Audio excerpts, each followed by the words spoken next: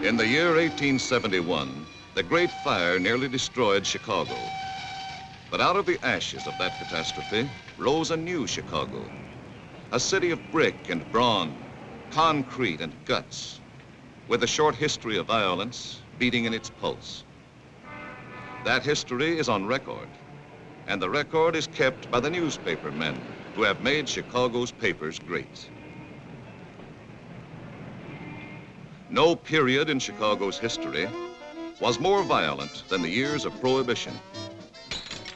The rise and fall of the bootlegging empires was written in blood and bullets. In 1932, there were 365 murders committed in Chicago, one for each day of the year. 8 policemen were shot down in the line of duty. One of the most ruthless of these murders occurred on December 9th, 1932, on South Ashland Avenue, in a place operated by a woman named Wanda Skutnik. Wanda Skutnik's store in the Polish district was the front for a speakeasy.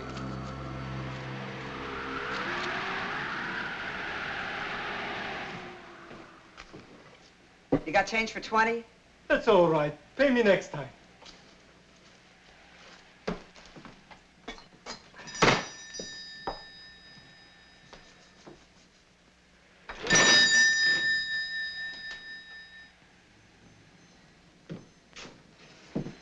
Wanda, you're looking at a guy that's coming down with a cold. Sit down. Oh, thanks. Hi.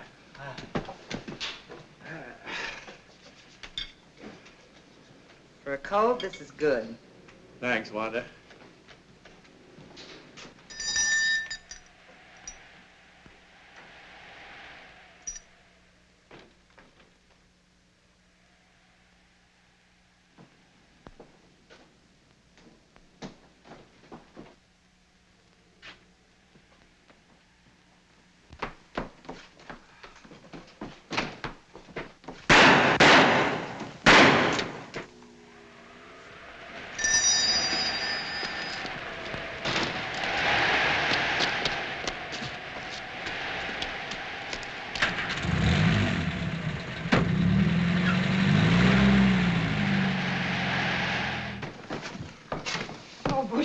The police, Wanda. Get the police, quick.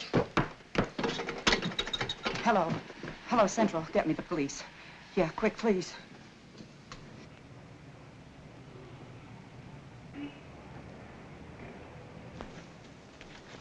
This cornered, frightened bootlegger gave information that pointed suspicion towards a man named Tomek Zaleska.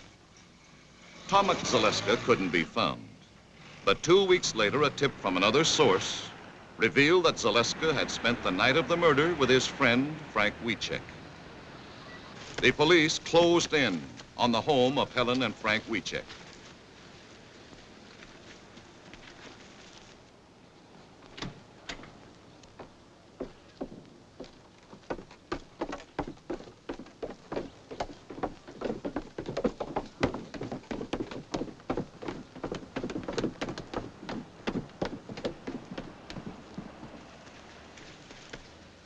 Helen and Frank were taken into custody for questioning.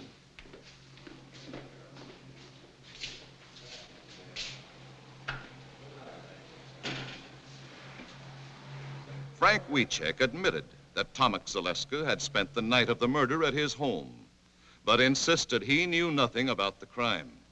Why did Tomek want to sleep at your house? Well, he was having trouble with his old man, and he was afraid to go home. When did you last report to your probation officer? Last Friday. You're sure it wasn't Thursday?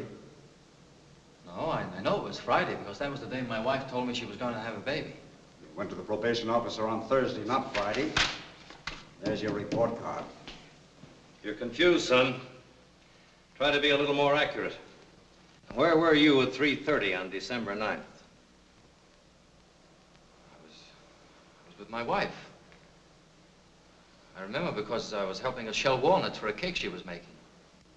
You were wrong about the day you saw the probation officer. Maybe you're wrong about being at home shelling walnuts for your wife on December 9th. I know I made a mistake about the probation officer, but I know I'm right about the other thing. This statement was signed by your wife an hour ago. My husband was home with me on the 9th of December. I remember this because he was helping me pick dates for a cake. You sure it was walnuts?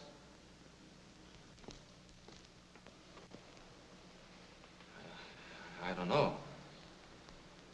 I'm sure she must be mistaken.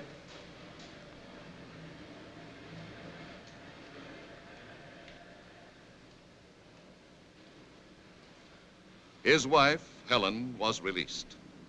But because of Frank's confused testimony on insignificant points and his minor police record, he was held as a suspect.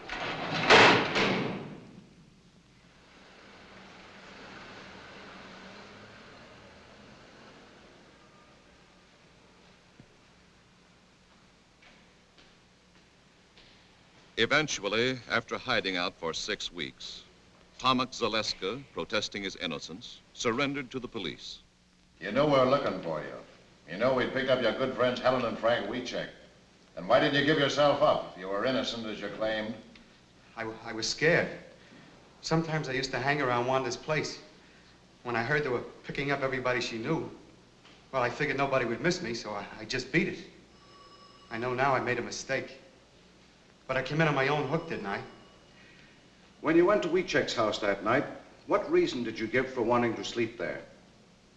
I didn't give any reason. I used to spend the night there once in a while. You didn't give them any reason. No. I just asked them to let me stay there, and they did. And you're sure you gave them no reason? No. After identification by an eyewitness, Frank Wiecek and Tomek Zaleska were indicted for the murder of Officer Bundy and swiftly brought to trial. I will ask you, Mrs. Skutnik, if you see in this courtroom the 2 men that murdered policeman John Bundy. Yes, sir. Him and him. Had you ever seen either of these men prior to the time of the shooting? Oh, sure. Tomek used to come around my place all the time. The other fella I never saw before. And the first time you saw Frank Wiecek was on the day of the murder? Yes, sir. And the next time you saw him was the day you picked him out of the police lineup? Yes, sir. Thank you, Your Honor. The people rest. Both men received a sentence of 99 years to be served in Stateville Penitentiary. This happened in November 1933. Frank and Tomek went to prison. The case was forgotten for 11 years. Forgotten until October 10th, 1944, when a small advertisement appeared in the classified section of the Chicago Times.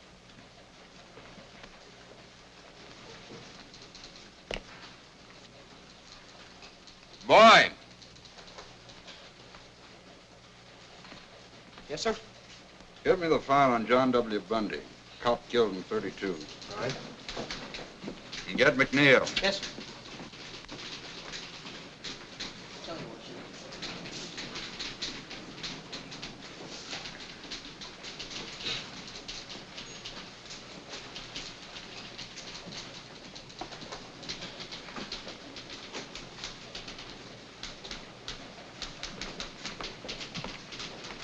Check this.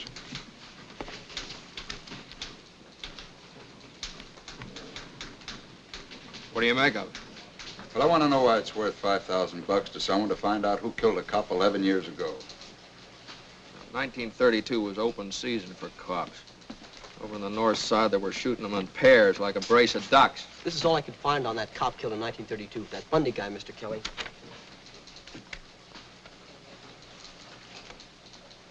Now, you see what I mean? He didn't rate much. Well, it wouldn't hurt to check it.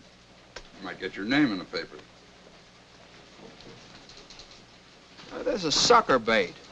Every grifter and mooch in town will be after that $5 grand. They'll frame their brothers to get it. And maybe this is a frame. There's a lot of angles to this thing. You see what I mean? Just takes you longer to catch on, that's all. I'm just thinking about it.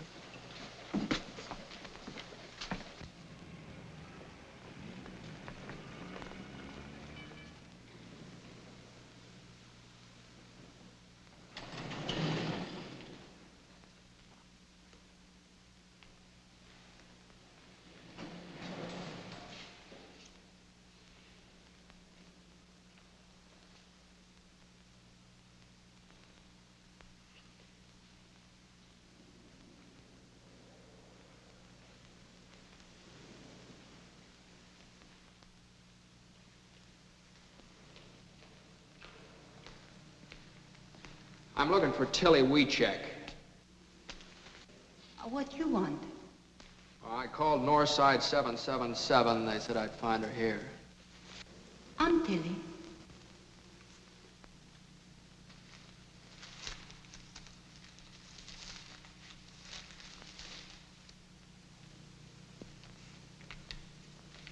You run this ad? Yes. That's for me. You know something? No. No, I'm a reporter from the Chicago Times. We'd like to know why you're so interested in finding the killers of this cop.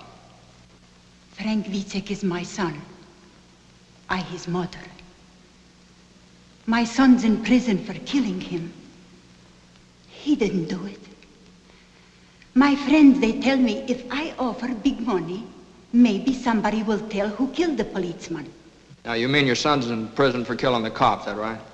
Yes, but he don't do it. My Frank's a good boy. He don't do this thing. About this $5,000. Where'd you get it? Is that important? Oh, yeah, it's very important. Where he got it, where you got it, might have a lot to do with the case. He might have it hidden away someplace. Maybe you got it from some mob that's trying to spring him. No. I work. I scrub floors. 11 years. I never miss a day's work. I earned it.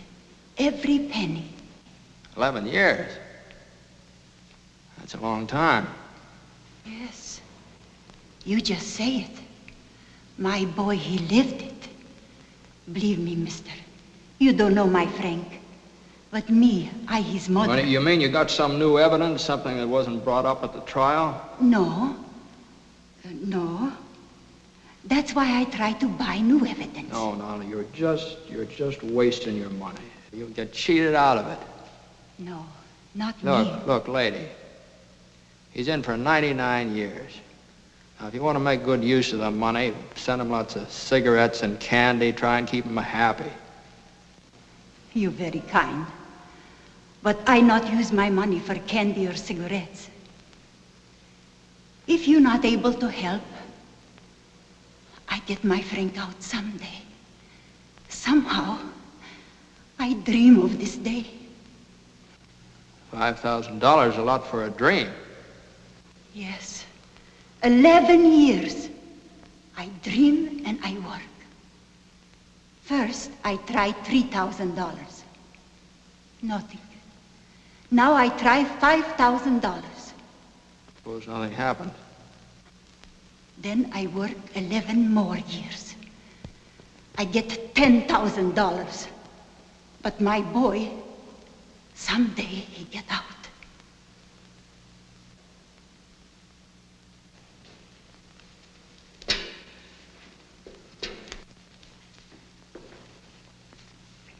I gotta hand it to you, Mrs. Wiecek. You got a lot of courage. You help me? I'm afraid I couldn't do that. I'm only a reporter. I just write the story. Now, good luck to you.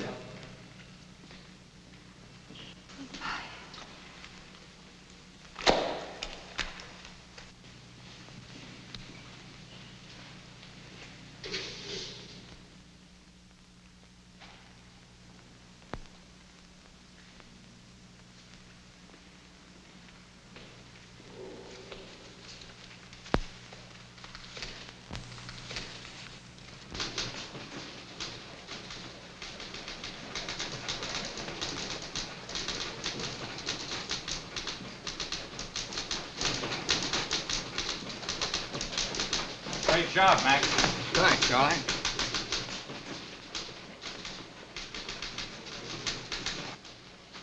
Mac.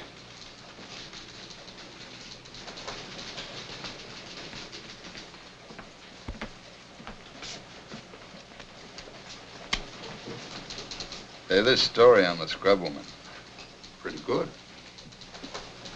How'd you like to follow it up by going out to Stateville and interviewing her son? Oh, now, wait a minute. I didn't write the story to glorify the son. He's a cop killer. Well, you got any proof he's a cop killer? Well, they didn't give him 99 years for playing hooky. He had a record. He was on probation when he shot the cop. Yeah, I know. I read the record, too. He's public enemy #1. He and a couple of other kids broke into a grocery store. He got $2 and a record. But in this case, an eyewitness identified him as one of the killers. The Supreme Court reviewed the trial. The conviction was upheld. Well, so what? It wouldn't hurt anything to hear what the guy has to say, would it? Well, why, if you go out there... Well, look, Mac, let's put it this way. Maybe I'm interested for personal reasons. Maybe I'm interested because my mother did the same thing. She scrubbed floors on her hands and knees for more than 11 years, sent me through school. Okay, I'll go out to the pen tomorrow and see him. How about expenses? Here's a voucher. Take it to the cashier.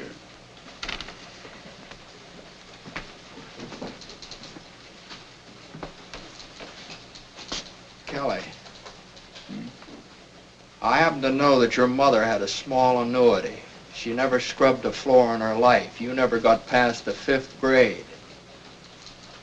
But I figure if you pull such a corny gag as this, you must want me to go pretty bad, so I'm going. But I want you to know that you didn't get away with it.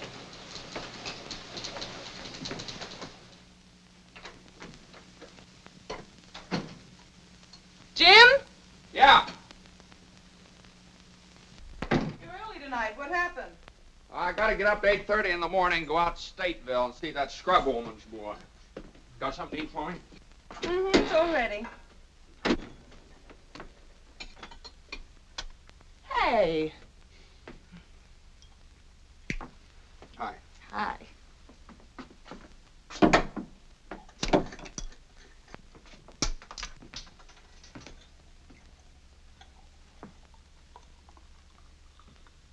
Hey, you got a new one, huh? Isn't it a beauty? 500 pieces. Yeah, I can't see how a smart girl like you can spend so much time on these things. Oh, I noticed you worked on the last one. You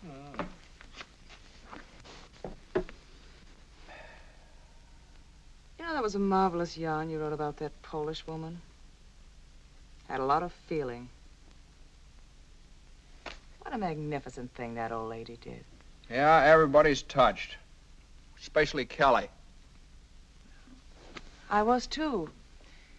Makes you feel warm. Well, I hit it pretty hard. But don't start believing it.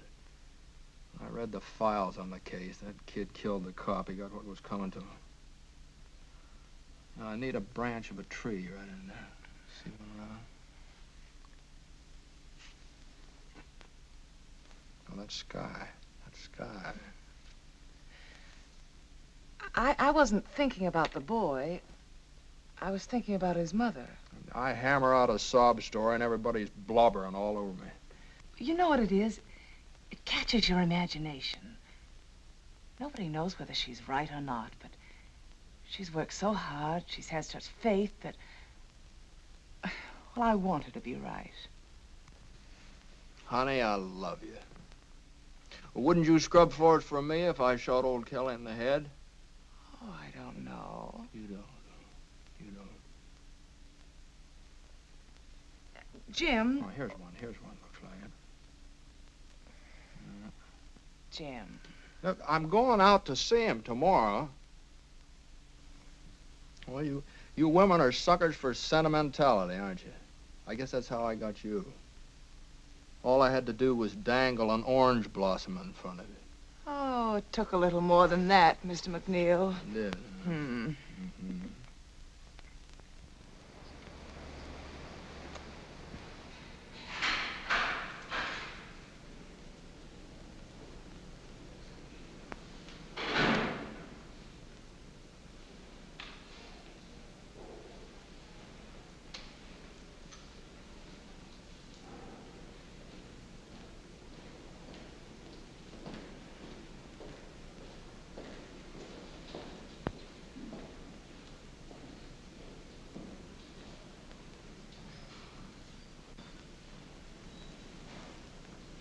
What kind of a guy is he, Warden? I like him. Oh. Frank, this is McNeil of the Chicago Times. He wants to interview you.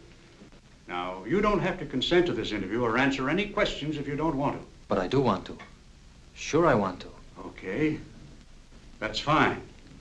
He's yours. Sit down, Frank.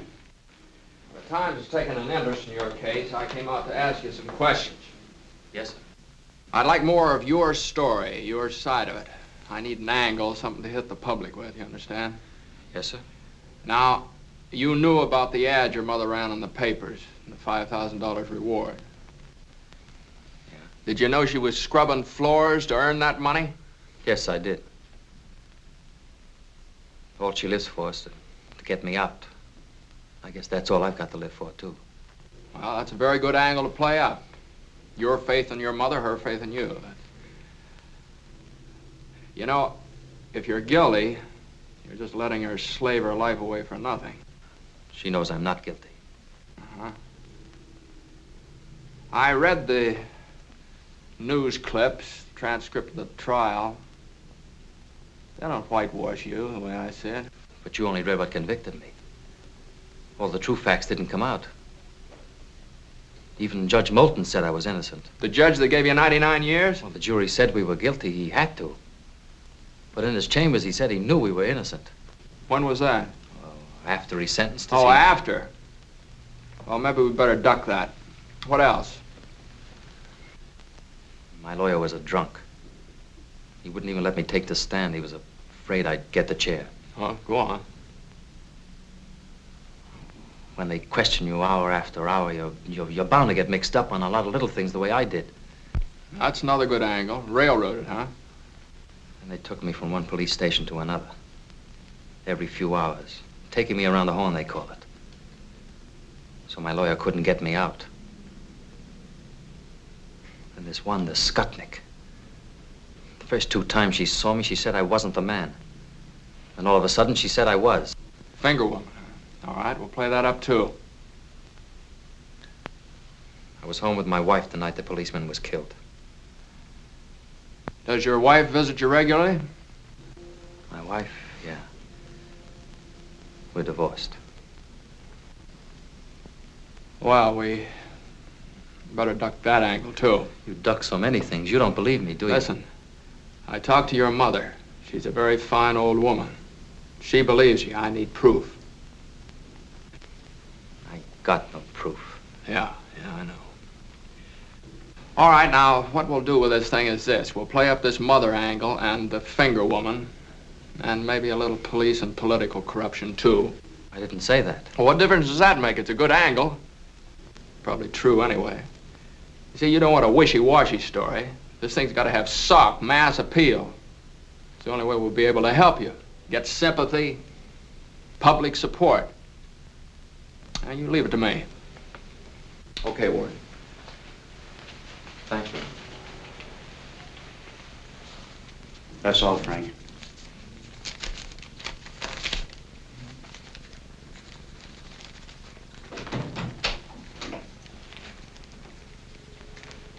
Are there any guilty men out here?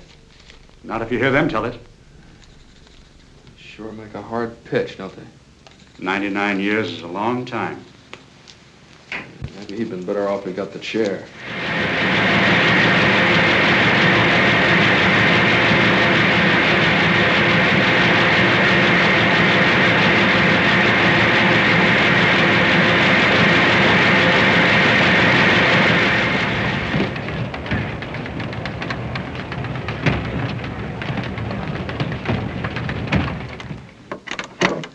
Mr. McNeil is busy, but I'll tell him you like the story. You're welcome. Yes, the Times is going to continue with the Wiecek case.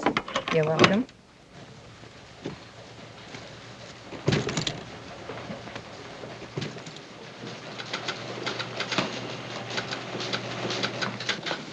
Yeah. Yes. Well, thank you very much for calling.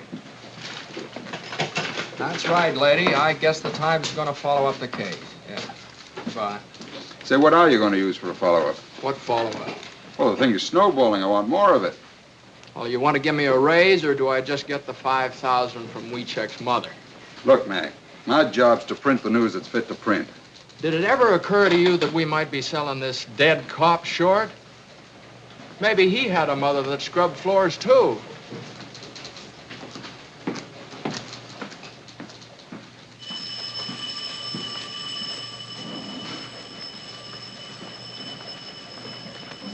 And another thing, you remember what Wiecek said about that judge that promised him a new trial?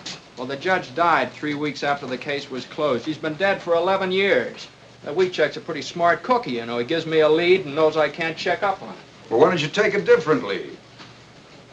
Look, Mac, you know we're getting on the average of more than 20 phone calls per hour from our readers.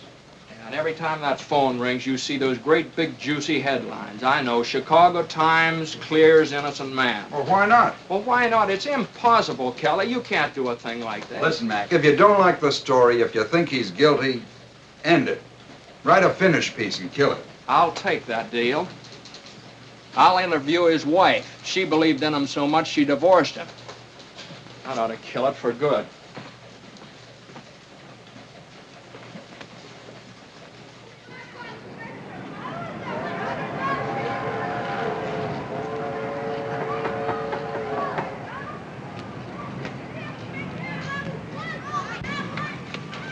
I'm looking for Helen Reiska. Yes? I'm McNeil of the Times. I'm doing a series on the Wiecek case. Oh, yes, I read them. Please come in. This way, please. Oh, excuse me. Just a minute. I got your address from your former mother-in-law, Tilly Wiecek. I haven't seen her since the divorce. I guess she doesn't feel very kindly towards me. Will you sit down, please? Do you think there's a chance that Frank will get free? Do you want him to? Sure, I want him to. Would you be waiting for him? No. No, I wouldn't. I'm married again. Oh. But I'd be glad for Frank, because he's a fine man. And because he's innocent. He was at home with me when the policeman was killed. Yeah, I know. You were baking a cake. You loved him. Then, I mean. I did. Very much. But the lonely nights were too much for you. You couldn't go on that way. No. Is that it? No, that's what Tilly might think. I loved him. I would have stuck to him. But Frank wanted me to get the divorce. Did he pick out your new husband for you, too? It's the truth. Did you contribute to the reward money, or did Tilly earn all that by herself? Oh, I couldn't help. I haven't anything. My husband, Mr. Reiska, takes care of me and my boy. Frank's boy. I can't ask more than that. He is a good man. And he loves me, and he loves the boy. We're lucky. Yeah, you seem to have got out of it all right. Mr. McNeil, I told you the truth about the divorce. Frank wanted it.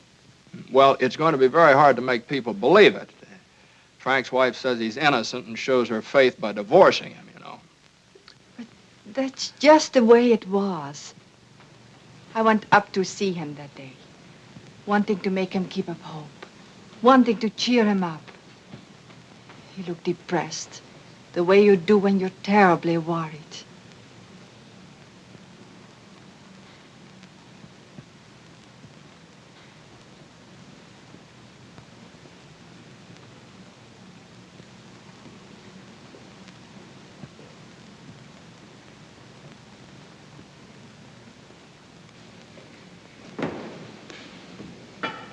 How have you been? Fine. How have you been? Fine. How's Ma? Fine. And the boy? How's the boy? Oh, he is fine. Always fine. Everything's fine.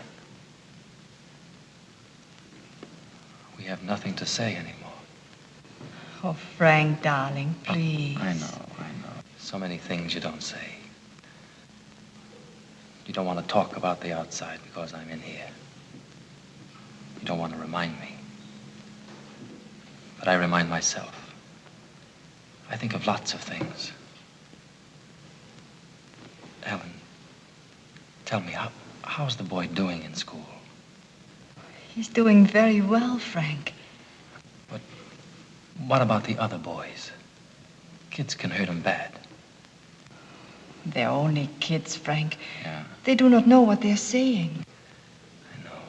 Son of a jailbird. Cop killer's son. Oh, it's nothing, Frank. I was thinking about moving to a new neighborhood anyway. He'll go to a new school. Oh, it's no good. A new school is no good, Helen. A new name. That would be good. Frank. I'm just like dead, Helen. In 30 years, maybe I can get a parole, if I'm lucky. 30 years. Helen, you've got to divorce me, Helen.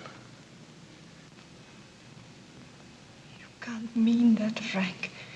Yes. Love's not for us anymore, Helen. It's finished. Now we must think of the boy. Only the boy.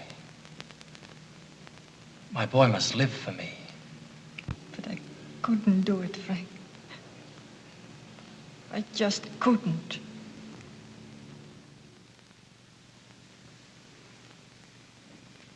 And for over a year, I wouldn't do it, Mr. McNeil. But Frank kept begging me and begging me. Then I met Mr. Reiska. He loved me, and he was fond of little Frank. He understood everything about us. Well, what about the boy? Does he know? Yes, he knows. But now everyone calls his father Uncle Frank. We've made a point of that. Look, Mom, Brandon! No! You lost the other one. This is Mr. McNeil of the newspaper. And that's my husband, Mr. Reiska. Reiska? And that's my boy, Frank. How are you? Say, I'd like to get a couple of shots of you and the boy, if it's all right. That's all right. Come on, son. Come over Sit- here, sit Frank. Right there. There you are. Come on. Hey.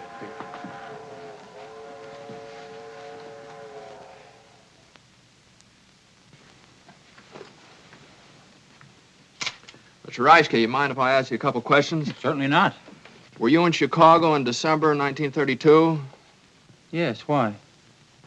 Did you know Helen then? What do you mean, asking such a question? Any objections to answering? No objections. He's got to ask everything, dear. I know that. I didn't meet Helen until after she was divorced. This can be proved by our friends. I see. You understand I have to ask a lot of questions. Sorry. What's he asking all the questions for anyway? What's the big idea? Well, it's about your Uncle Frank. He's not my uncle. He's my father. Well, thank you, folks. Goodbye.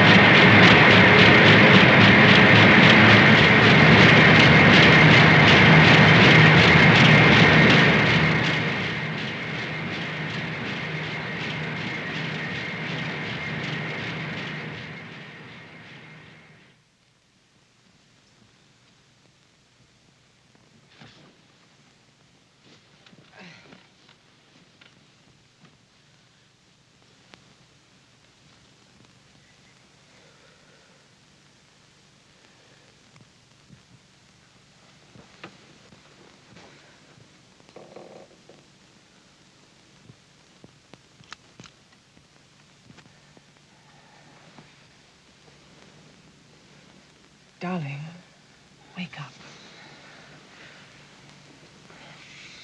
What's the matter? Huh? Hungry? Want a nice sandwich? Oh, no. You've been gnashing your teeth and making an awful noise. I've never known you to be like this, Jim. I don't know. Maybe it's something I ate. I ate the same things. Well, maybe it's something I wrote then.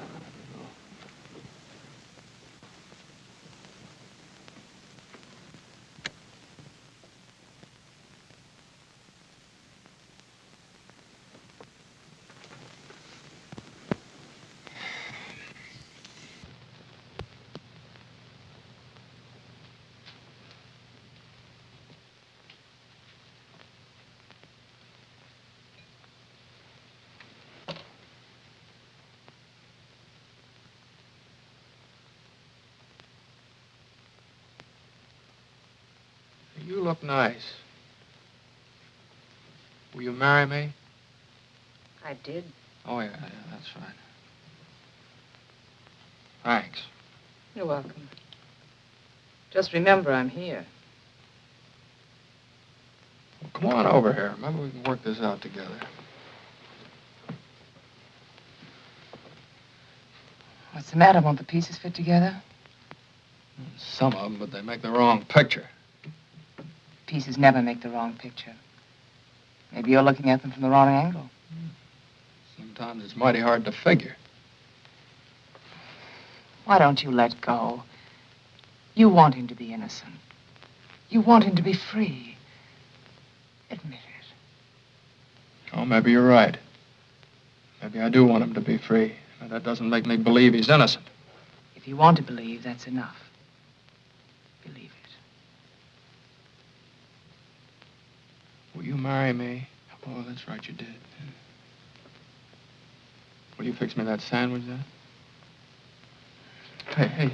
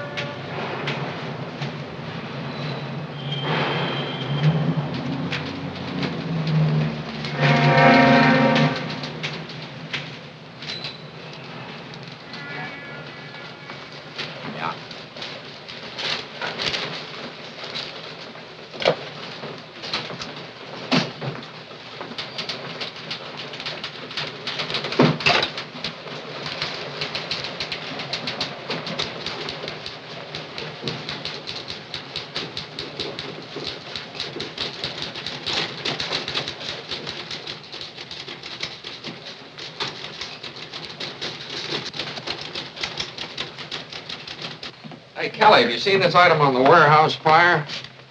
Might be a firebug, arson ring. You think there's anything to it? There might be. I'll follow it up. Is that an assignment? Sure.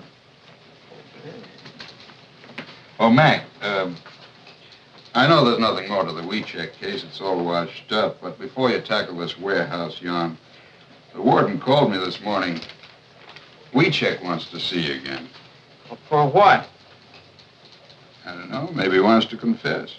Well, I was just up there. Don't I get time off for good behavior? Wiecek's been up there for 11 years, Mac.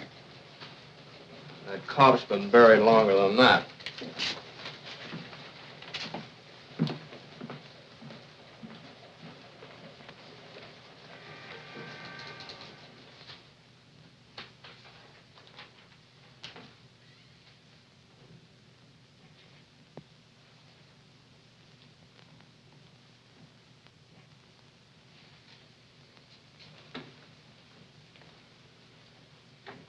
Hello, Wiecek.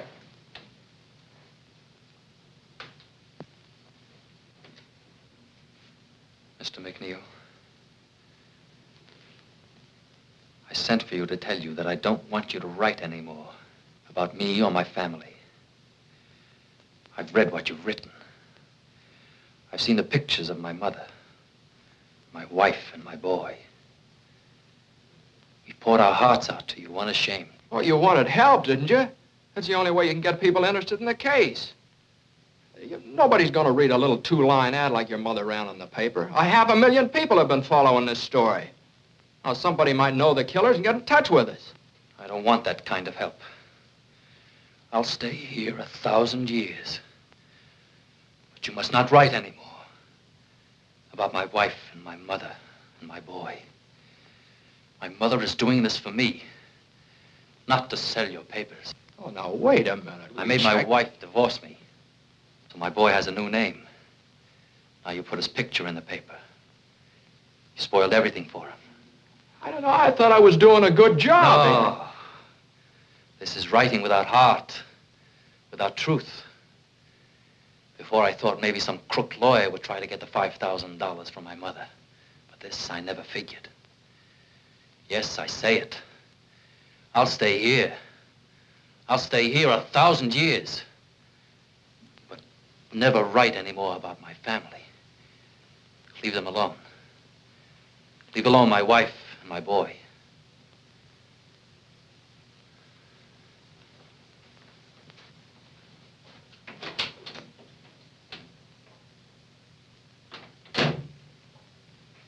What do you make of that? Well, I guess he figured you pitched him some pretty low curves. It was a story. I wrote what I saw. You know, up here, every man claims to be innocent. But the prisoners are the harshest judges of themselves. And they believe we have only two men who don't belong here. Tomek Zaleska and Frank Wiecek. All right, Warden. Say, I wonder if you'd let me try something else.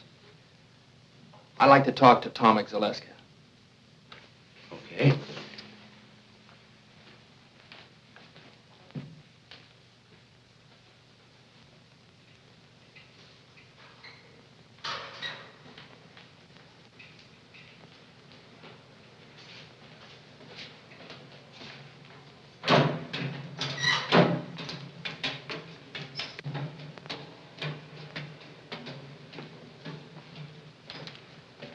I'd like to talk to Zaleska.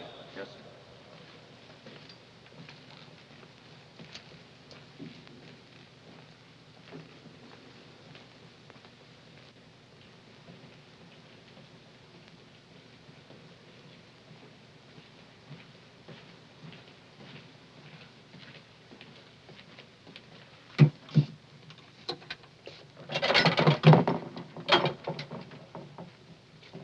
Tomek, this is McNeil of the Times. He'd like to talk to you. Yes? Warden, would it be stretching the rules too much if I talked to him alone?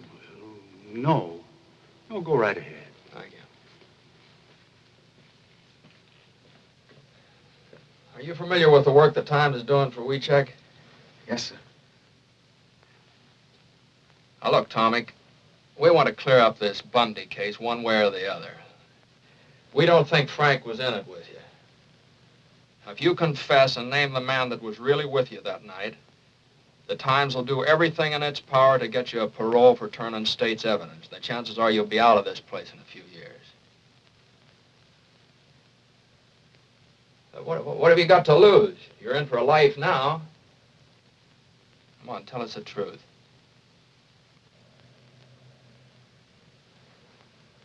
Sure. I could say I did it.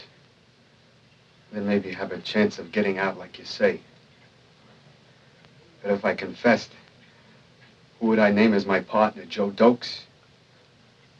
I couldn't make it stick for 1 minute. That's the trouble with being innocent. You don't know what really happened.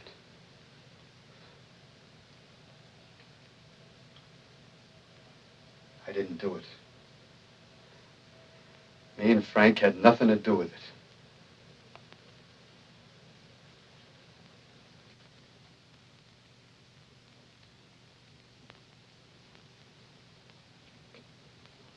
Okay, Tomek.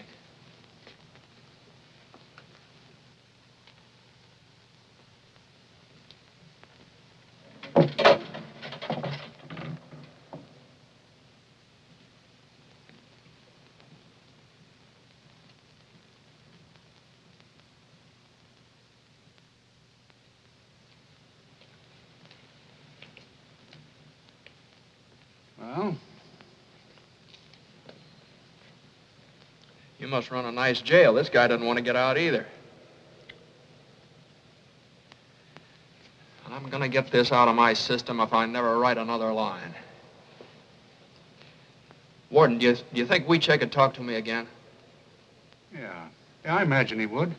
I'll take you over to the hospital. He works there.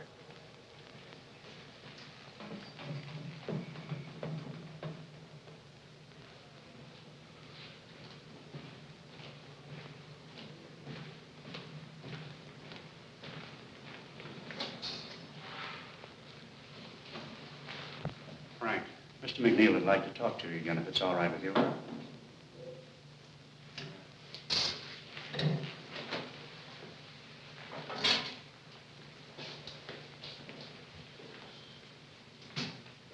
Look, Frank, I've decided to go on with this case. I'll slant the story your way. I also want you to know that I'm still not convinced you're innocent, but I'm willing to dig, get the facts.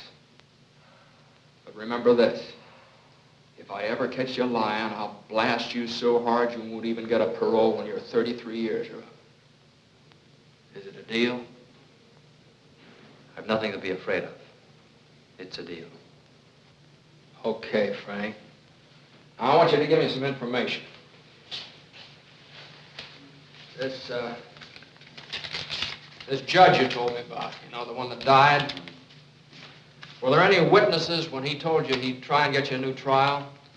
Yeah, there was a bailiff. Uh-huh. What was his name? I don't know. Well, I'll find out. What was the name of your lawyer? His name was Underwood. Underwood. Where does he practice? He's disbarred now.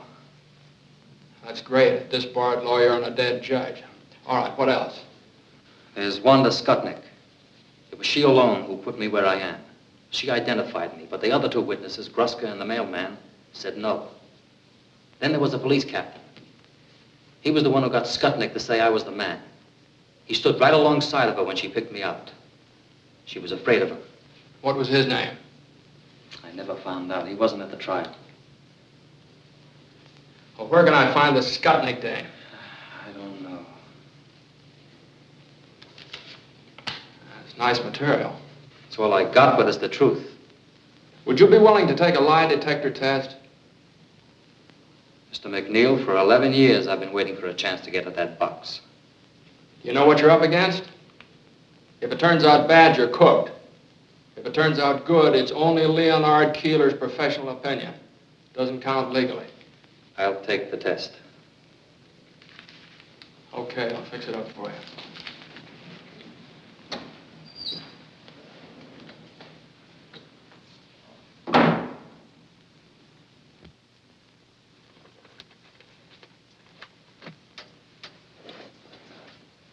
Listen, kid, take it from me. Keep away from Keeler and that lie detector. I'm not afraid of it. That's what I said. Why, I had the cops, the state's attorney, even my own lawyer believing in me. I was a cinch. Then they talked me into going up against that box. What happened? What do you mean, what happened? I'm doing life, ain't I?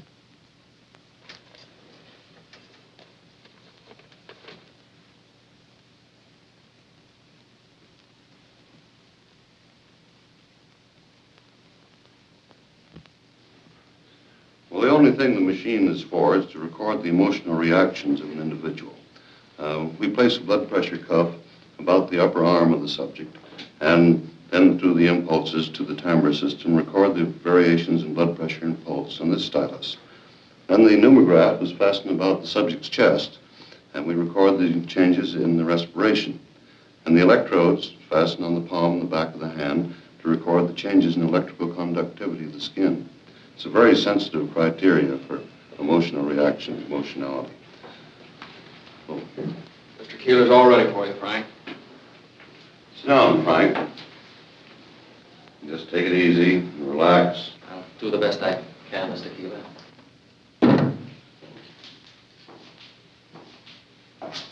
Come on, Mac.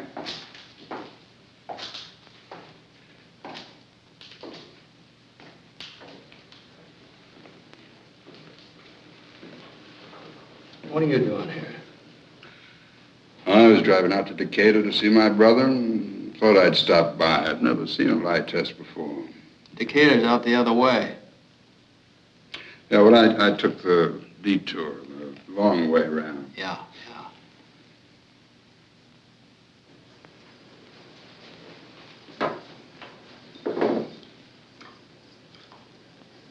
These are a pair of electrodes.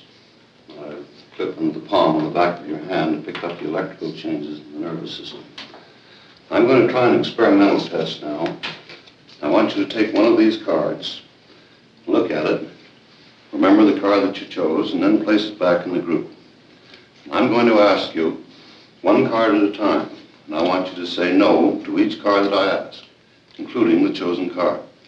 You understand? Yes, sir. Now just face forward, don't watch the machine, and sit as quietly as you can.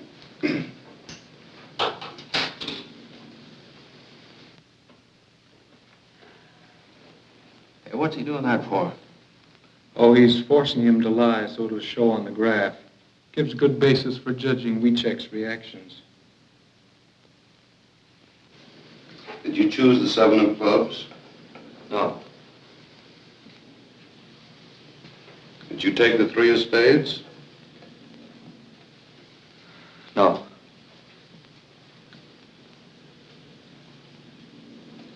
Did you take the Queen of Hearts? No.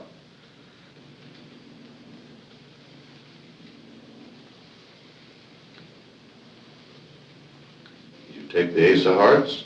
No.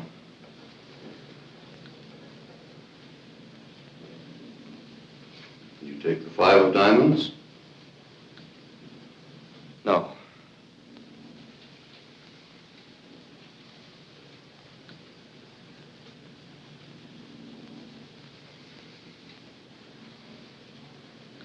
Did you take the 6 of Clubs? No.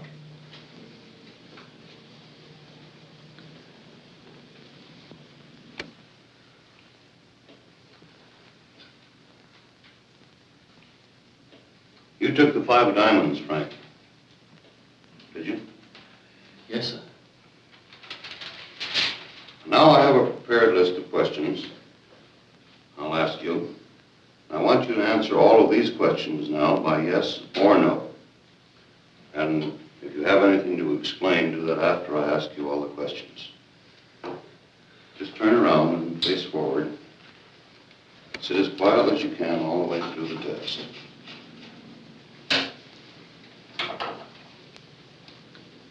Don't forget, just yes or no all the way through. Is your name Frank Wiecek? Yes.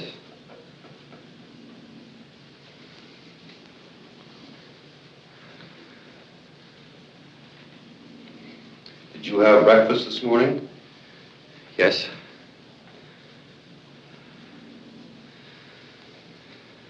Do you know Tomek Alaska? Yes.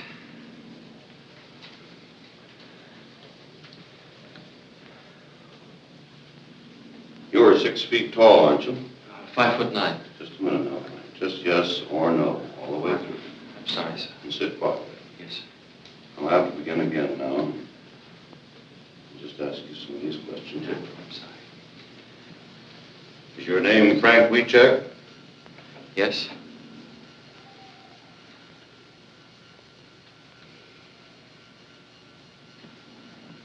Were you in Wanda Skutnik's store on December 9th? No.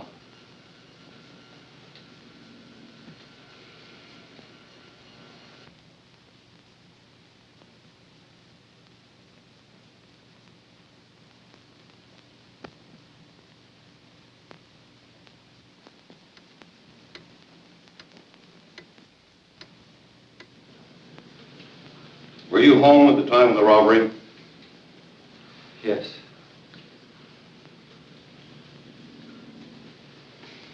That's all I'm going to ask you. Just sit quietly now for a few moments. And I'll take it up. Yes, sir.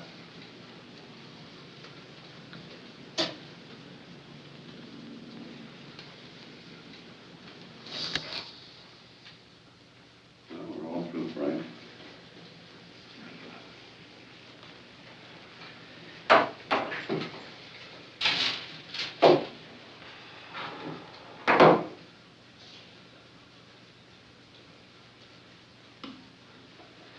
Fine, I'll probably see you later.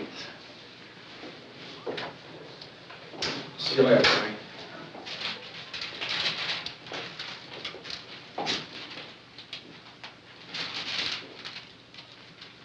What's the verdict?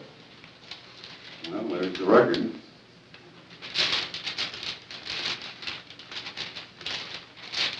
Well, what's that jump there? Well, he reacted in all three curves, very specifically. He lied to that question. Was that where you asked him if he killed Bundy? No. Are you married? Well, but he didn't lie. He isn't married. He's divorced. Yes, but he's a Catholic, and he still thinks he's married, and he feels within himself that he's married. And so he reacted in deception. But do you think he lied about anything else? Well, we run so many records today, 4 or 5 of them. I'd like to take a little time to go over them and compare one record with another and the reactions. And, well, I'll call you later on this afternoon and let you know.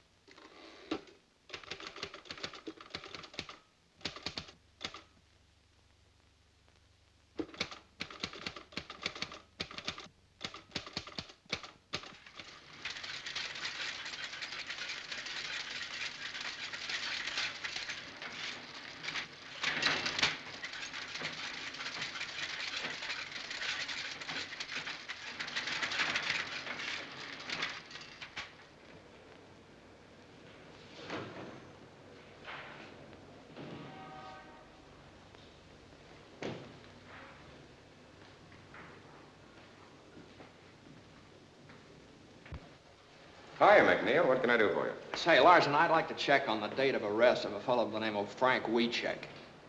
You mean the cop killer? Oh, I'm just trying to do a job. I'm afraid I can't help you, McNeil. Our arrest books for 1932 are in the warehouse. They're not available. What do you want me to do, go to the commissioner? You know where you can go as far as I'm concerned.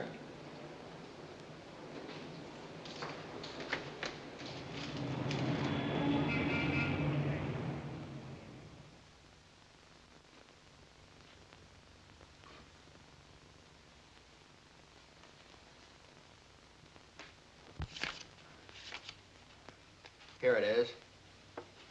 Booked for murder December 23rd.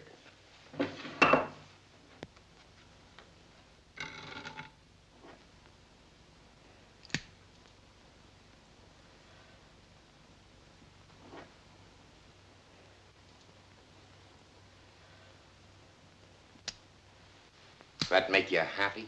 One of the things I was looking for. He was booked on the 23rd. Now, if I could just find out whether he was arrested before then. What difference would that make? Well, if he was arrested before the 23rd, it'd prove that this Skutnik dame could have seen him a couple of times before she identified him. Captain Norris of the New City Precinct handled the Skutnik identification. He never operated that way. Captain Norris, huh? Say, let me see the arrest books for December 1932, will you?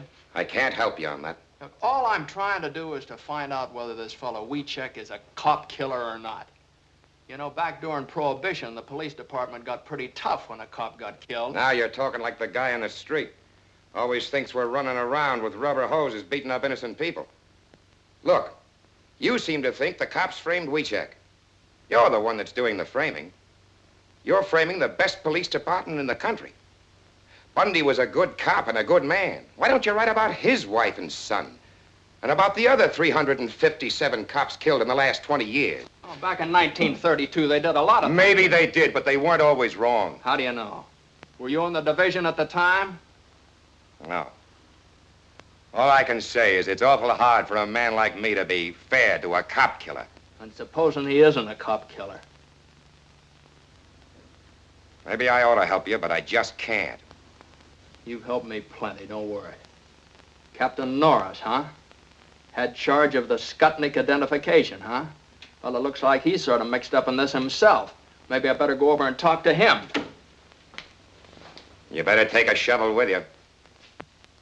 You'll have to dig him up. He died in 38.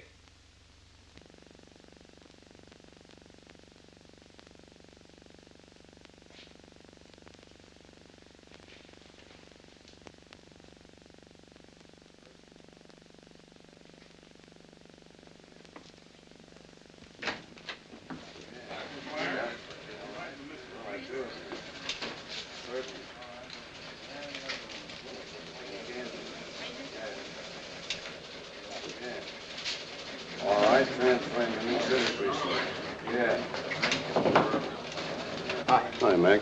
Off your beat, ain't you? Yeah, sort of.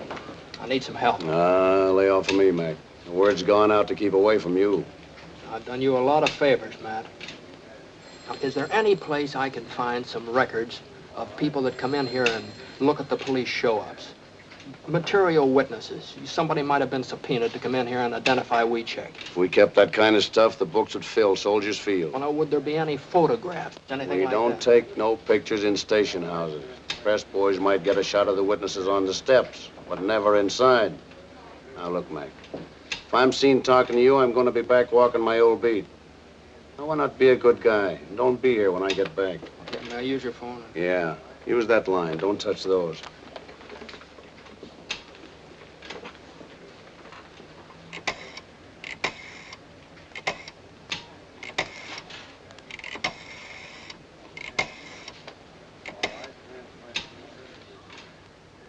This is McNeil. Give me Kelly. Say, check through our files and see if any of our boys took pictures of the Wiecek arrest in 1932. Get someone to check the Tribune and the rest of the papers. Now listen, Kelly, a photographer takes maybe 10 shots, prints one of them. I want to see the other 9. Now listen, the Herald Examiner, they were still in business then, weren't they? Now this is just their kind of picture. I'll check on that myself.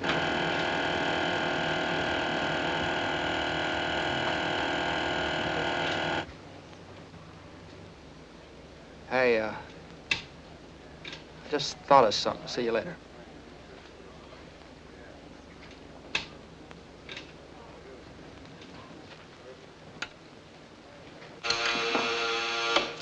New City Precinct.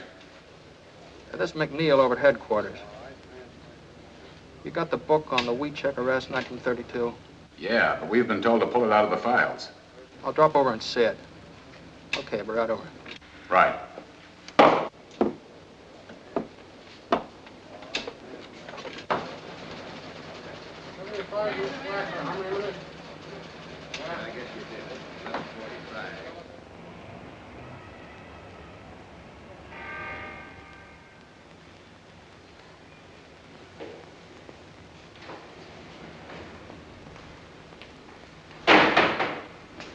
Yeah, I'm McNeil. I just phoned you from headquarters. You got that book on the Wiecek arrest? Come in.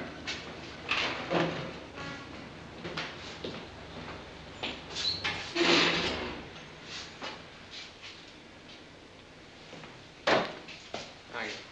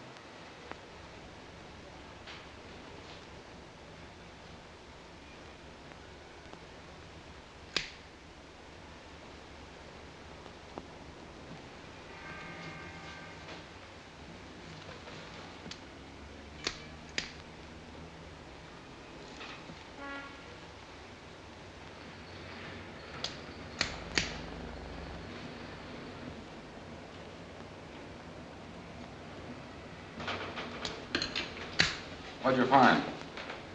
Wiecek was arrested in the morning of the 22nd. He wasn't booked until the afternoon of the 23rd.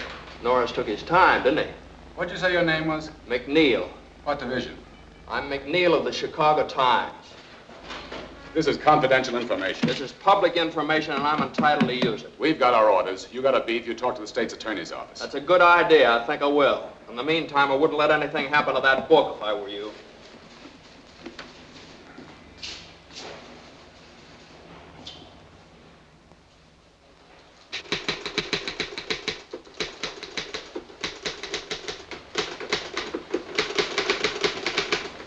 Mac! Hey, Mac!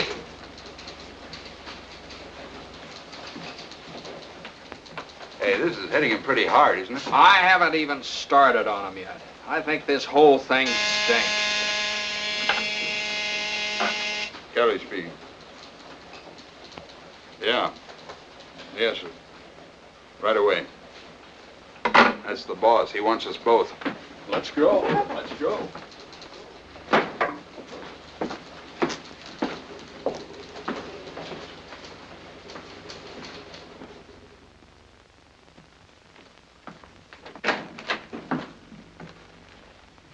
Go right in, Mr. Kelly. Mr. Palmer's waiting.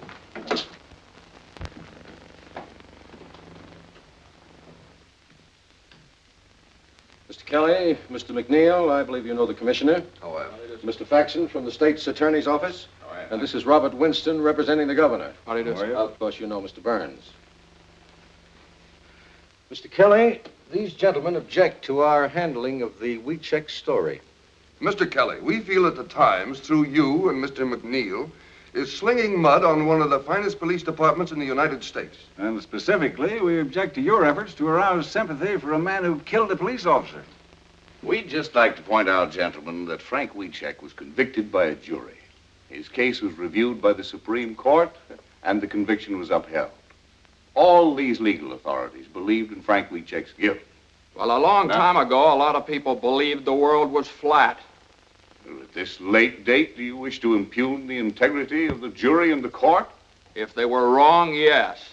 Back in 1932, a steady stream of convictions made good publicity. Remember? Frank Wiecek was found guilty, and he belongs where he is. Were you in the state's attorney's office in 1932? Why, yes, I was, but I didn't have anything to do with the Wiecek case. I have no axe to grind, Mr. McNeil. But I believe you're unnecessarily discrediting this regime. Furthermore, your stories may be holding out false hope of a pardon to both Frank Wiecek and his mother. I'm not so sure it's false. We are. Look, up until now, what we've printed was based on interview and investigation. We've invented nothing, and we don't intend to. Well, a great deal of emotion and color can be lent to simple facts. The governor feels this entire matter is undermining law and order. But Wiecek is innocent.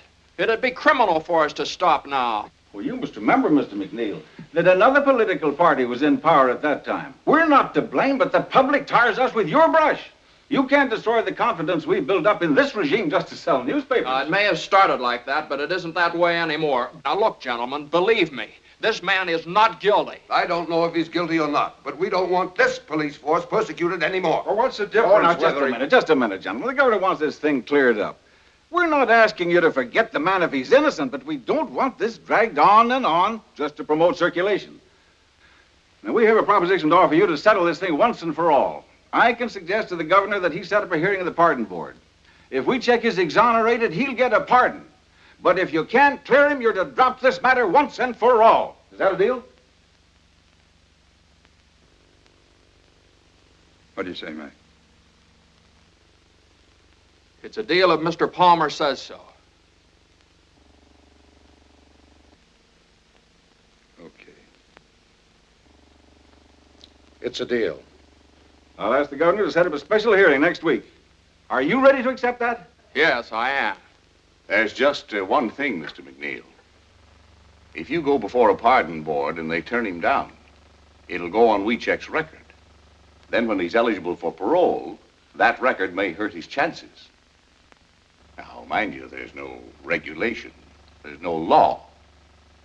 But the very fact that he was investigated by the pardon board and turned down may have a prejudicial effect upon his application. What you're doing is gambling with Wiecek's parole. Now, that's a chance we'll have to take. Well, gentlemen, let's settle then. We're agreed. Thank you very much, gentlemen. We'll live up to our end of the bargain. Goodbye. Goodbye, sir. Goodbye.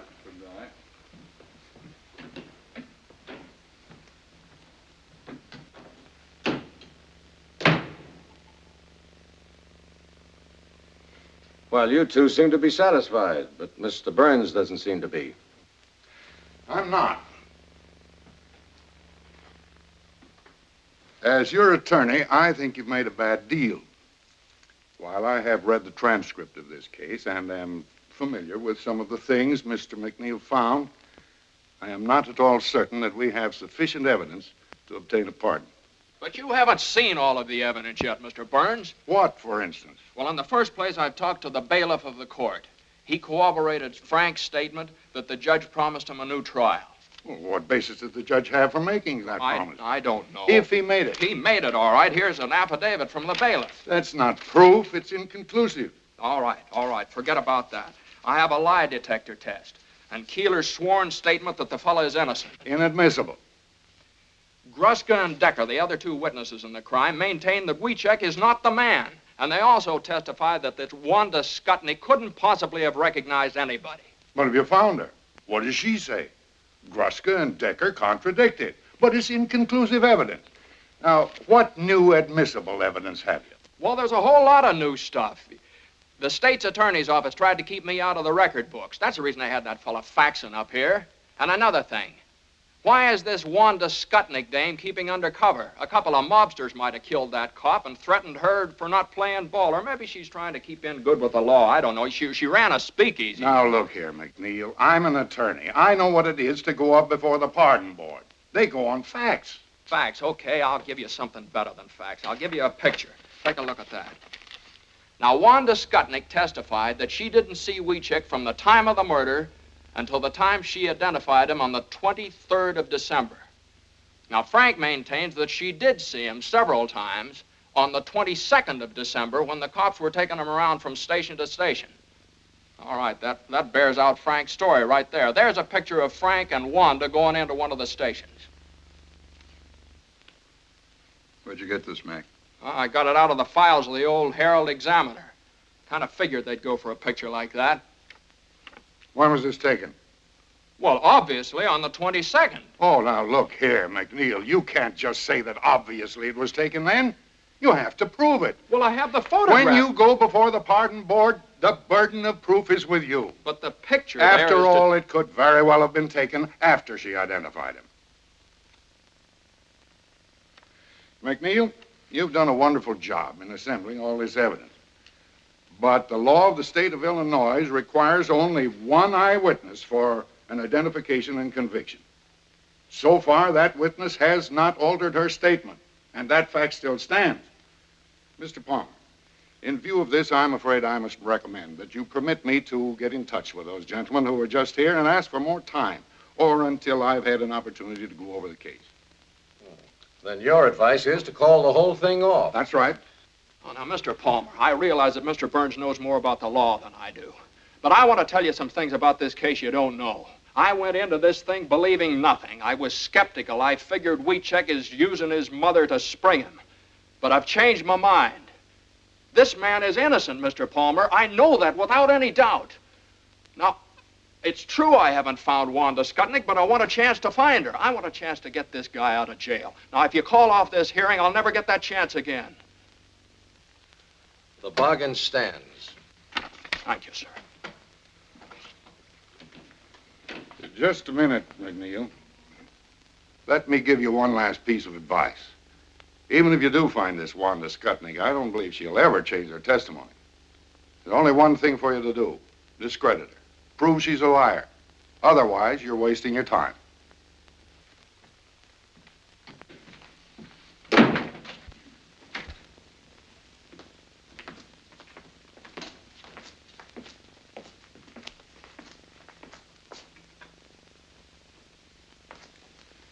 Yeah, that's great. Great speech, Mac. Now you've really got to find Wanda Skutnik. Now, listen, Kelly. I haven't been wasting my time. I know a lot about Wanda Skutnik. Now, she used to run a speakeasy. All right, she's probably still in the liquor business. She's Polish, and she used to run around with a guy that works in the stockyards. Joe, don't let your enthusiasm get you into trouble. Back of the stockyard's a tough neighborhood. Oh, wait a minute. Don't scare me, Kelly. Can you speak Polish? No, I can't speak Polish. But if I have to learn to speak Polish to find her, I'm starting right now.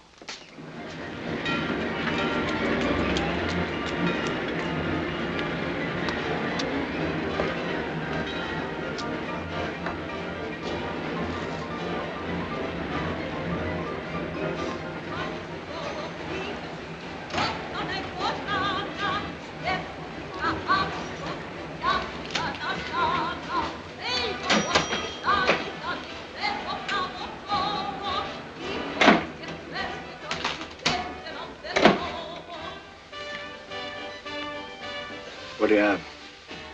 Say, did you ever see that woman before? Her name's Wanda Skutnik. You a copper? No. Her uncle died, left her a little money. I hear she's remarried. Having a hard time finding her. Money, huh? Well, I don't know. I'll see if the boys in the back room know about it. To je. Czy któryś słyszał, że kobieta się nazywa Wanda Skutnik? Nie. Była pewna żonata? I ma nowe nazwisko. Nie. Never heard of her. Right.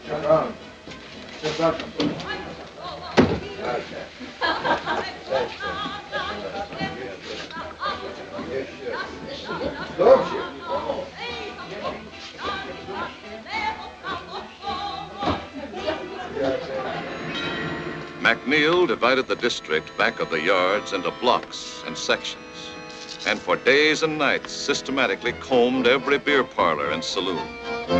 Ja panu powiedziałem, że więcej się będę pracować. Tak ciężko robił. O, panu opowiadam. That's all for me. Sure. Na zdrowie panu. Na zdrowie.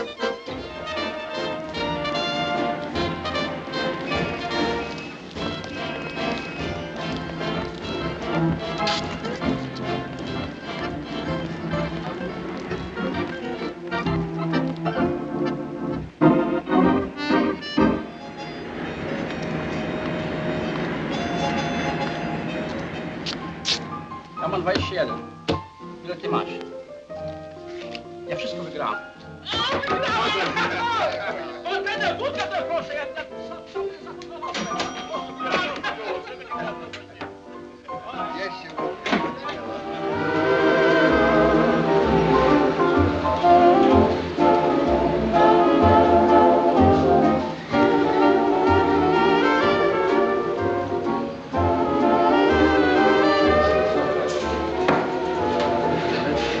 Give me a bourbon.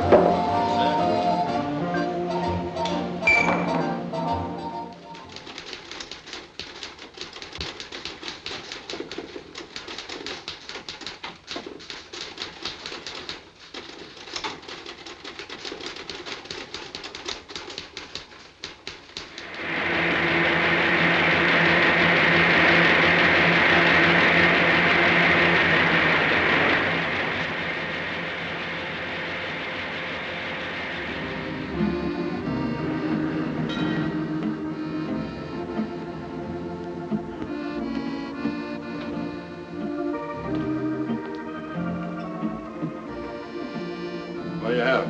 Just a rye.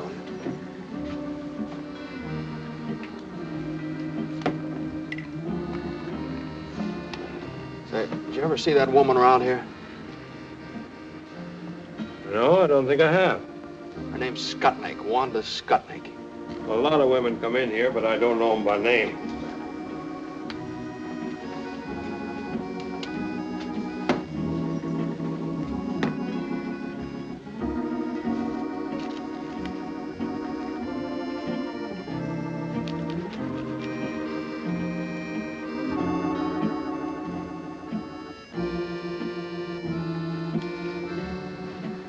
Your name McNeil? Yeah, why? I've been wondering when you'd hit this neighborhood. I've been reading your stories in the paper. About Wanda Skutnik? Yeah. You know her? Used to.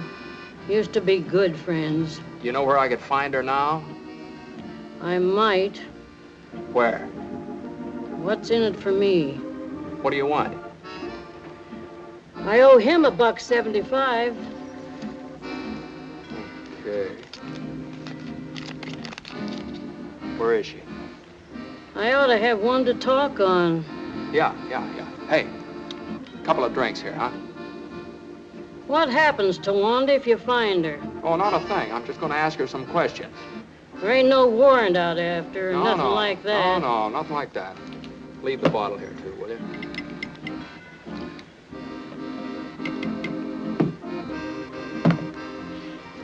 She hadn't ought to thrown them bricks at me. You know Honora Street? Yeah, sure. You go down there. 725. 725. What's her name now? Siskovich. Wanda Siskovich. But don't tell her I said so. She's got a bad temper. I don't want her throwing no more bricks at me. Won't tell her a word. There you are. Thanks.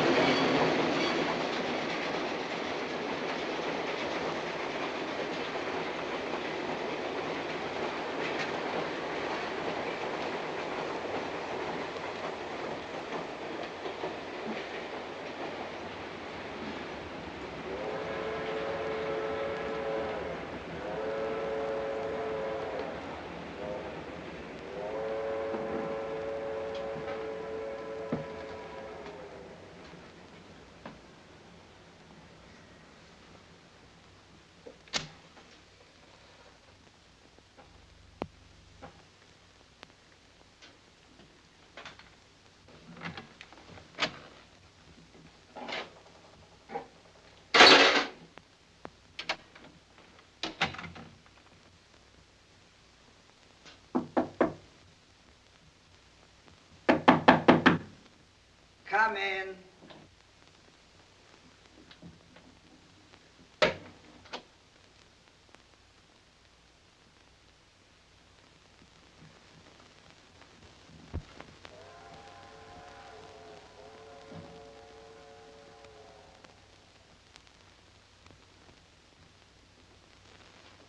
Who are you? I'm from the Times. Get out of here! So you're Wanda Skutnik. Yeah. I've been wondering when you'd show up. Now look, lady, I'm not going to give you any trouble. I'd just like to ask you a few questions. You want to cry in my beer? All I want to know is this. Is there any possibility that you might have been mistaken when you identified Wiecek? No. Well, if you're so positive, we can prove it. Will you take a lie test? A lie test? You think I'm crazy? Look, will you give me a sworn statement? I did my swearing in court.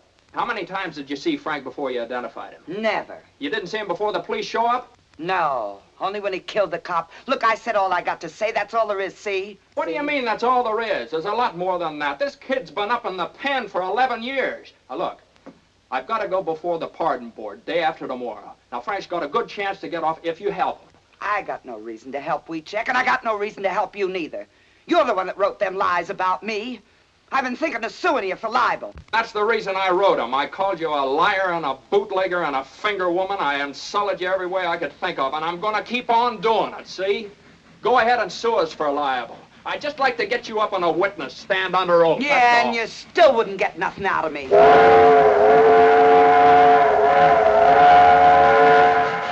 Why you bother her? Put that down. You want to go to jail? Now you get out of here. Now listen, maybe there's something you didn't think of. There's a $5,000 reward, you know. $5,000? And what's more, you don't have to do anything about it. Just tell me enough to clear things up, get Wiecek out, and you get the $5,000. So what do I gotta do? Just tell the truth. Who got you to identify him? Who are you afraid of? Nobody, nothing, nobody. I ain't afraid of nobody and ain't got nothing to say. Wanda, it's $5,000. Shut up! Now you get out of here. You ain't gonna get nowhere. I identified him. I told the truth. It's him.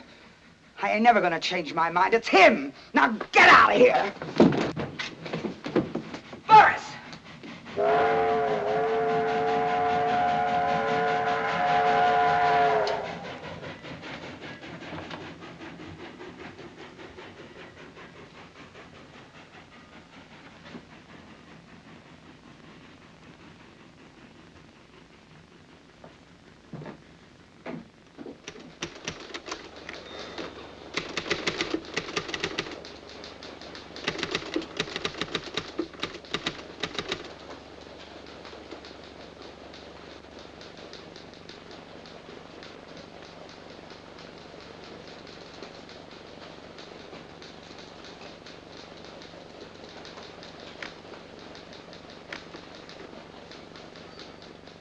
Well, Mr. Burns has given us a clear picture of the situation. If Wanda Skutnik can defy the pardon board, if the board has no authority to subpoena her, the power to make her talk, then we're helpless.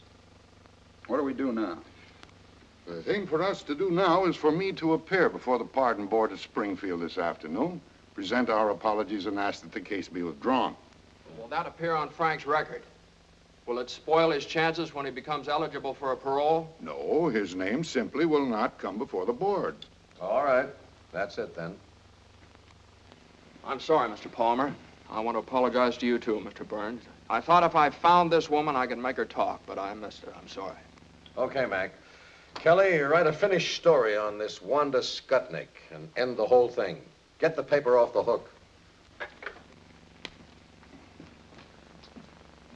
Well, I can get a train for Springfield in about half hour. Good.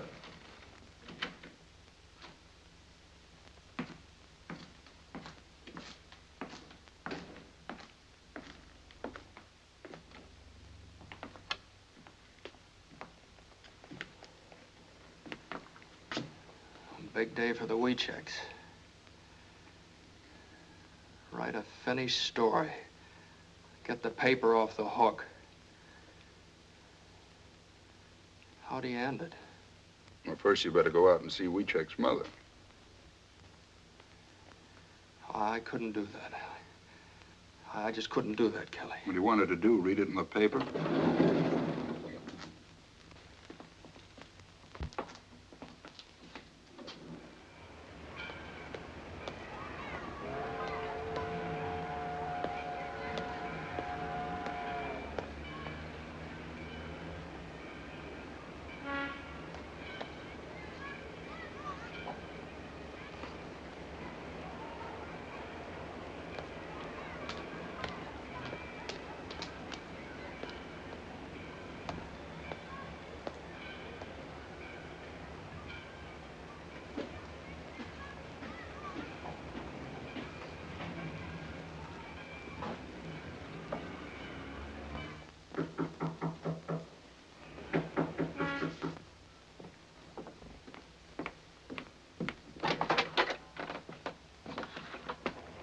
Mr. McNeil, come in. Thank you. I got to excuse myself. I was not expecting company. You mustn't regard me as company, Kelly. I was baking a pie for Frank. Please sit down. I'll get you some coffee.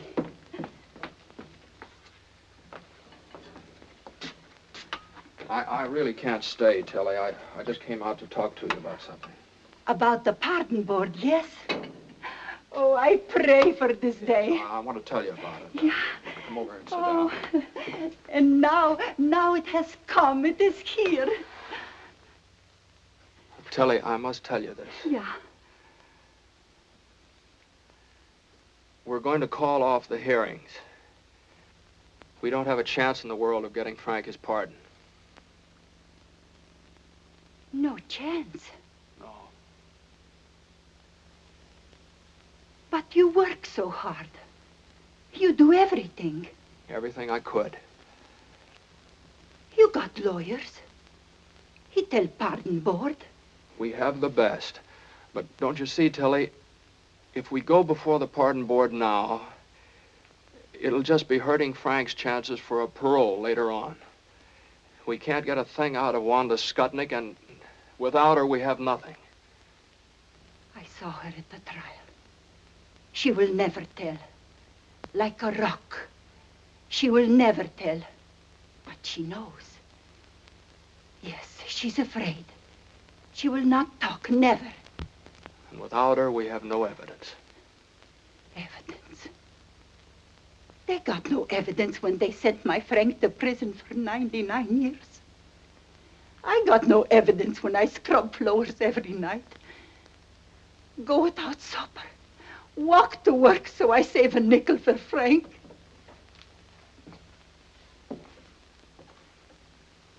Evidence.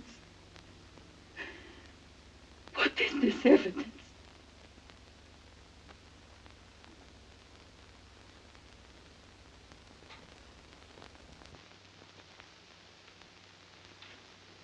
I can't tell you how sorry I am, Tilly. You tried to help me. You're a good man. But if this thing happened, then we fight some more. We fight more and more. Yes? No, Tilly.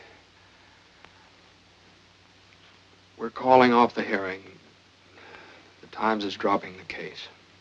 No. But if you go, I got no friend left. I'm sorry.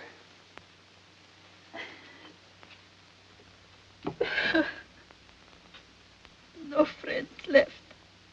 No friends no more.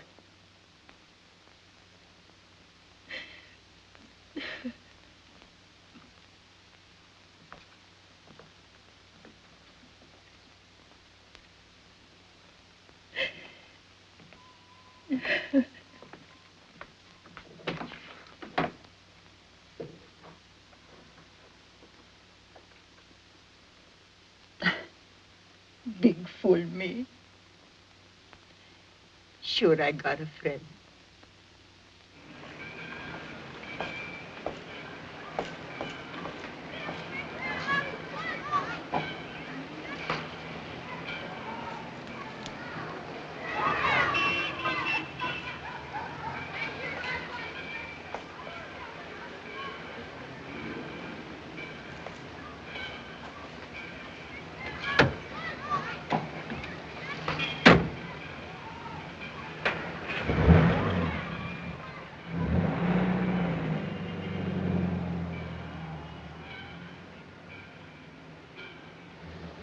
Where to?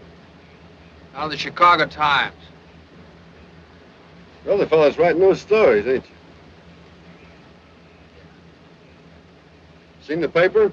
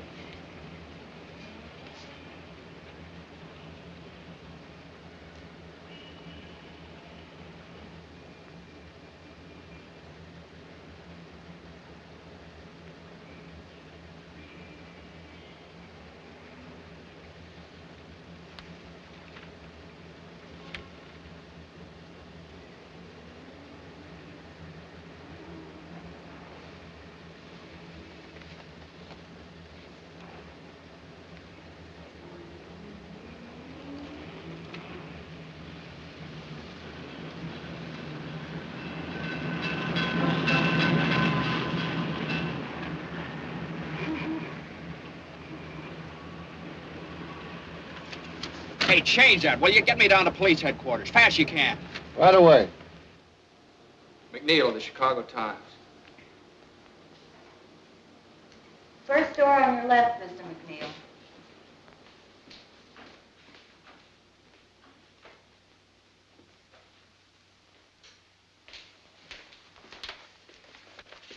Say, did you make the enlargement of the photograph of this forged check here?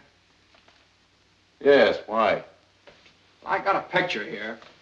I just wondered, could you blow that section of the picture up right there? Sure. Would all the details come out on it? Well, that depends. You got the negative? No, that's all I got right there. Well, then I'd have to make a dupe. How long would that take? Oh, a couple of hours. What do you think? Could you get started on it right away? Yes. But you're McNeil at the Times, aren't you? Been working on that Wiecek case. That's right, I'm McNeil. At first I thought this guy was guilty. But now I don't know. You take a look at it. Hey, could I use your phone? Sure, right over there.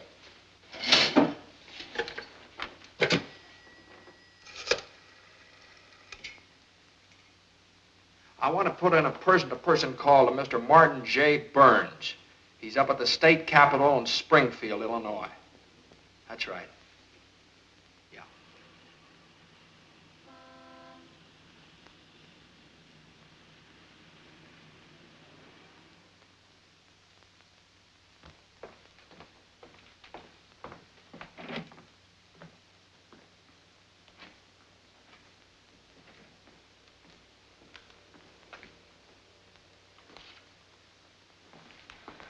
Sorry, gentlemen. The pardon board is in special session. The case of Frank Wiecek. Gentlemen, I feel somewhat at a loss because I came here to ask that the petition of Frank Wiecek be withdrawn. However, about an hour ago, I received a telephone call from James McNeil of the Chicago Times, who informs me that he has uncovered the evidence we've been seeking. It is conclusive evidence that supports the petition of Frank Wiecek. You may present the evidence, Mr. Burns. Unfortunately, gentlemen, my telephone conversation with Mr. McNeil was necessarily brief. He's flying down to Springfield. He should be here at any moment. What evidence does he have? I'm afraid I don't know. Mr. Chair, Mr. Faxon. I object. The state's attorney's office has the right to demand orthodox conduct of this hearing. If you have conclusive evidence, present it. Otherwise, we ask that the petition be denied here and now. Mr. Faxon, we certainly intend to follow orthodox procedure in this Board of Pardons.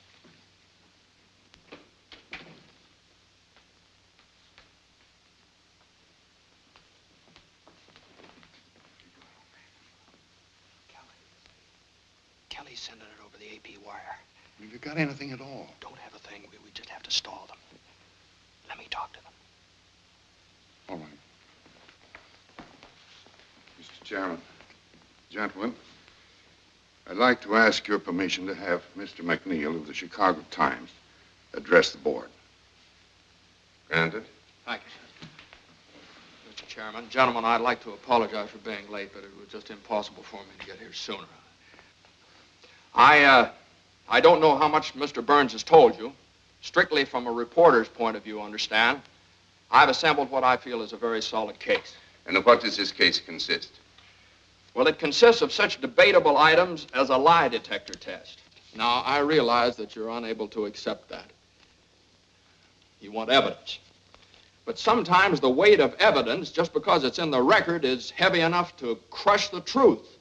We'll discuss the shortcomings of our judicial system some other time, Mr. McNeil. Yes, sir, I'm sorry. I realize that at the present time you want facts. We have a notarized affidavit from the bailiff of Judge Moulton's court that the judge felt that Wiecek did not receive a fair trial. We have those documents before us, Mr. McNeil. They could hardly be called conclusive. Yes, sir. But as you probably know from those documents, Gruska and Decker contradicted Wanda Skutnik's testimony, and those affidavits bear them out. The board is aware of that too, Mr. McNeil. But Wanda Skutnik has not altered her testimony, has she? Wanda Skutnik lied from beginning to end. She lied about everything. You know, it's a very funny thing about the statue of justice up there. She has a sword in her hand. It's a double-edged sword. Cuts both ways. It keeps cutting the ground out from under everything in favor of Frank Wiecek, But the other side of it, that isn't so sharp. It doesn't cut the ground out from under Wanda Skutnik, and she's the only one responsible for Wiecek's conviction. Now, I have a police record here that proves that Wiecek was arrested on the 22nd of December. I have another one here that proves he wasn't booked until the 23rd of December, 1 day later. Okay. Wanda Skutnik testified that she didn't see him from the time of the murder until the time she identified him in the police lineup. Here's a photograph of Frank Wiecek and Wanda Skutnik together going into a police station. Now take a look at that, gentlemen. That's new, and that's the basis of my conclusive evidence. The two photostats of the police records merely indicate that some time elapsed between Wiecek's arrest and the time he was booked. As a reporter, you know very well that this is a common occurrence at police stations. Yes, sir, but what about that photograph? It must be perfectly obvious to you, Mr. McNeil, that we have no way of knowing when this picture was taken. Was it on the 22nd or the 23rd? Or was it during or after the trial? Yes, sir, I know. Now, gentlemen, that's what delayed me.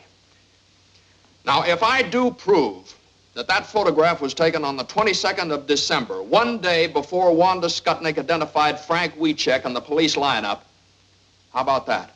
What then? In that event, Mr. McNeil, we might be obliged to render a favorable decision. But can you prove it? Yes, sir, I think I can. I just need a little time. Time? Do you mean to say, Mr. McNeil, that you still have no corroborating evidence? No, I'm not sure. The police laboratory down in Chicago is enlarging this section of the photograph. Now, if the enlarging process... Yes, I know, but how long will this take? As soon as the enlargement is developed, they're going to send it over the wire photo system from the Chicago Times to the Illinois State Journal, which is just a few blocks down here. Now, all I ask, gentlemen, is that you go down there and see that thing with me. I object. The methods of publicity previously used in behalf of the plaintiff indicate that this may rightly be regarded as an attempt to make journalistic capital of this hearing. Now, I am authorized by the state's attorney's office to state categorically that in the opinion of our office, the facts set forth in Wiecek's behalf do not indicate that he was a victim of a miscarriage of justice. We're here to protect the interests of the people of this state, not to sell newspapers. Mr. Chairman. Gentlemen, the governor ordered this hearing for the purpose of arriving at the truth. If you fail to consider every item of evidence, no matter how improperly presented, you have defeated the very purpose of this hearing. What is your decision, Mr. Chairman? Gentlemen, we'll go. Are you clear to Springfield? Yes, sir, the wire's open. Well, hold it open. Have the picture in a minute. Which one's McNeil? Yeah, right here. There are a couple of prints that came in a while ago from Kelly of the Chicago Times. This one's blown up 100 times. This one 140. He said you'd understand. Okay, thanks very much. Excuse me.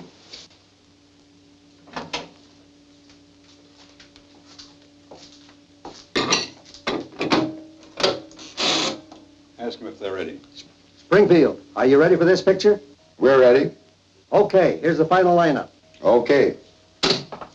All ready, Mr. McNeil.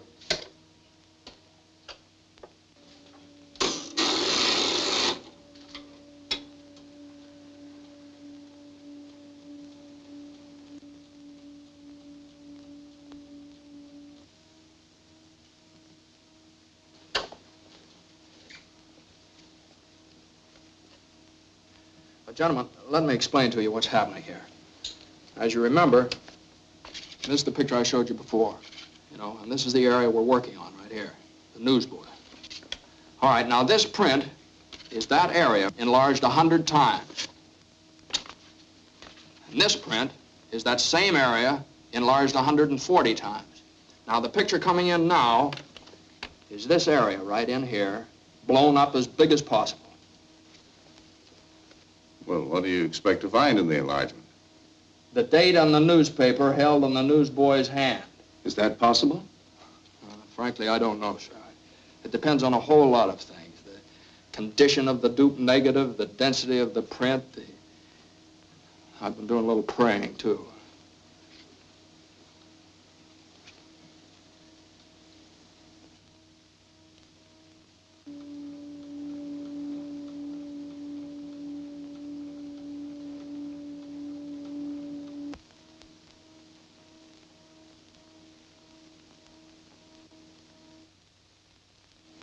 That's it, Mr. McNeil. Excuse me, please. How long will this take? Oh, it's a positive print. Shouldn't take long. You can come along with me if you want. This way, Colonel.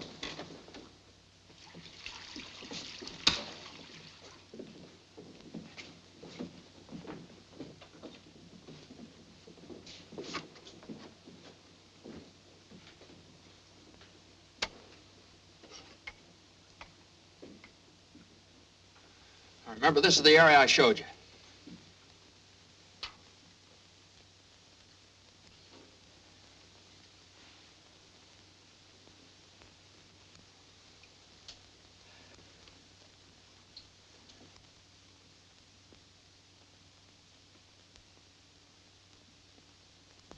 There, it's beginning to come through. Now, what's the date? What's the date?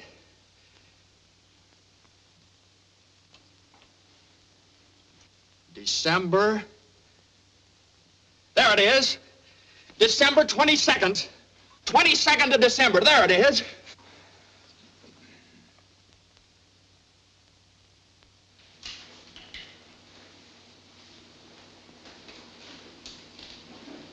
Goodbye, boy. Good luck, Frank. Thank you.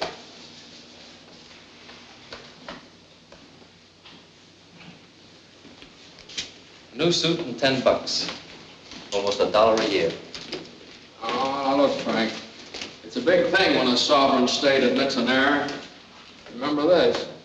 There aren't many governments in the world that would do it.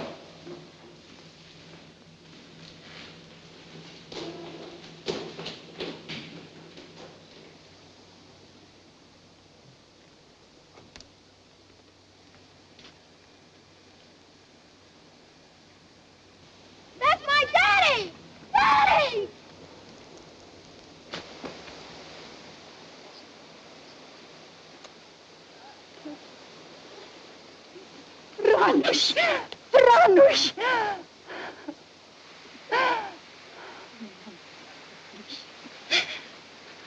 Helen. Frank.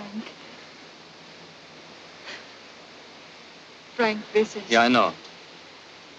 I want to thank you for everything you've done for Helen and the boy. And I want you to know you can have the boy with you whenever you want him, and for as long as you like. Thanks. It's a good world outside. Yes, it's a good world outside.